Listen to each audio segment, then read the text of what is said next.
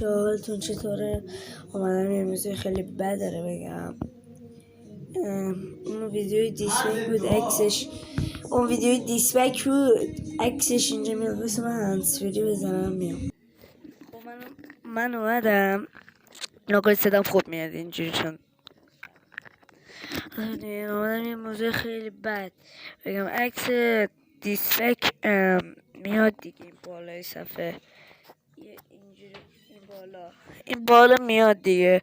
اون دیسبک وایسی الان میام یه دقیقه برم. اون ویدیو عکسش که این بالا میاد خیلی بد بود. دیسم به دختر خاله من دیس کرد، سا خورده داشت.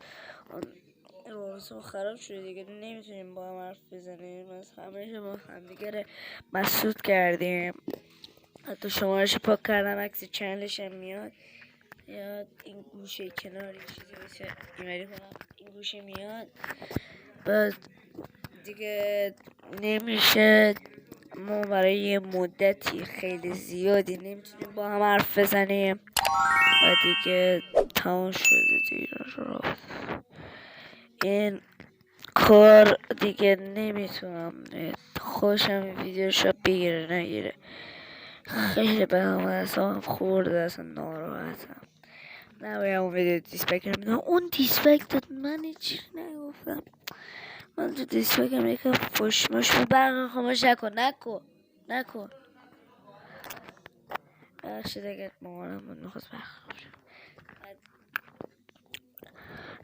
اینجوری شد که دیگه رابطه ما خراب شد. از همه جا چی شدیم، کلی دعوا گرفتیم، تماس تصویری گرفتیم، کلی به هم فوش دادیم و دیگه نمیتونستم. منم اللجم از همه جا بلاکش کردم.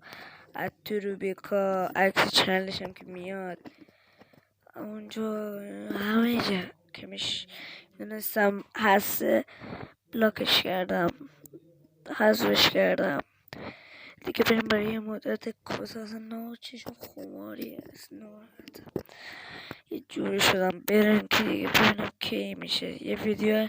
اگرم بریم بیرون یه ویدیو میگیرم براتون. خیلی دوستتون دارم دیگه.